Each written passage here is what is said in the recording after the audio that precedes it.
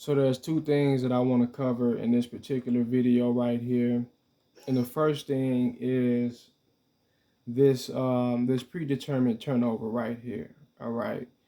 Now, what occurs is that I want to break on this guy, and clearly I want to get to the basket, right? Clearly, anybody in their right mind is like, oh shit, I got to open it. I'm gonna blow right past Karl Anthony Towns. Like his ass, he's just dust. He's done. I'm gonna blow right past him. Now that once again the algorithm is programmed to understand these different scenarios. It knows what you have. It knows if you have something ahead of you, right? It knows when you got an opportunity to score, right? It's programmed to understand all the different basketball scenarios. So what it does is it forces me, it literally just takes control of my player. It forces me to go into a step back. Then the step back wasn't enough because it's trying to force me to get a turnover. So it makes me take another step and go backcourt and get the backcourt violation, right? This is 2K for you. 2K, this is 2K for you, all right? Blatant cheat. Now, in 2K19, I think I talked about in 21 also, um, this sort of magnetic field that seems to be around the half court line, where it's like sometimes if you got the ball, it seems like if you get close enough to the half court line, it seems like it starts to pull you into it. I don't know if anybody else experienced that. I know I have a lot, especially in 1918. It's like when you get by that half court line, it's like your animations become a lot more exaggerated, and it's like you're starting to become more drawn to the half court line, where it's like you just can't pull away from it. You're trying to move the other direction, but it's like you're forced to take these extra steps back, right? And the second part of this video, and once again, what just occurred, this is going on because we're in the fourth quarter of game 7 in the NBA Finals, and we're up by a double digit lead. I don't know exactly what it is, anywhere between about 11 and 15. All right. The other part I wanted to touch on is this. All right. Once again, it's going to start doing things like this because we're supposed to lose this game. And that is this foul right here. Now, I'm just guarding the man. I'm not pressing any buttons. I'm not doing anything with the joystick.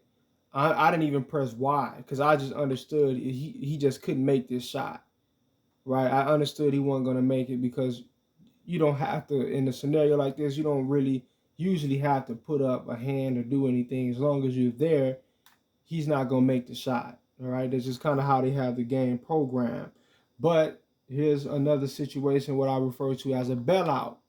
These are bailout fouls where you're holding great defense, you're not hacking, you're not doing anything, but you're just holding great defense and computer cannot score. What the algorithm would do is it would grant them a free throw trip, right? It'll grant them a foul and get them to the line because I guess they were supposed to score. They were scripted to score in that scenario, but you were able to stop them. So it's like, okay, we'll bail you out and allow you to get it at the line if you couldn't get it through the contact, through the defense, right? So they called a foul on me right here. Now, if you looked at the last two foul videos that I did, you'll understand exactly uh, what my issue is with this one right here, besides the fact that I didn't press the X or the Y button.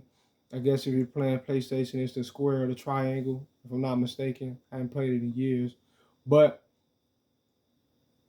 if you look at the other videos I did on the fouls, especially the last one, you'll understand exactly what I'm getting at right here. And the fact that this minor contact, I'm getting a whistle blown on me over this minor contact where you actually have computer completely wiping me out the sky, right? Completely taking me out the air with all contact, forearms, elbows, and hands. All contact all upside my head and all type of shit. Not even going for the ball, right? But you got situations like this right here where I'm getting a foul on me and I didn't press any button. All I did was hold defense. I didn't try to strip it. I didn't try to reach or go for a block or nothing. I already knew, you know, he didn't have anything coming for him, right? And also, here's something else. And you pay attention to what Murray just did. You could see he was phased out of position, right? Where it's like, if you pay attention, it's like a slight moment where it's like he's jerked behind me, right? And in order to clear the path for the computer to get a more easy look, right? You look at his feet, you can see it's like he slid and then he jerked behind me. So they do a lot of little funny shit in this game to try to help computer. And he got a man wide open right here at the 3, right? This is why they have to cheat, because they have not programmed the computer to be competent enough to actually compete. So their compensation for what computer is lacking is to code and program and script the game in such a way where computer would have an advantage, right? So in other words, they're cheating you for a computer to be able to compete, to stay in the game, and even win sometimes. All right, so they have to do things like this. But when you coming down to the end of close games, especially in the playoffs, and especially in the finals, they take it up, they ramp it up a few notches. It gets a bit worse. All right, it gets a bit worse, and it's more obvious. The cheating is a lot more obvious. It's a lot more obvious. But anyway, peace.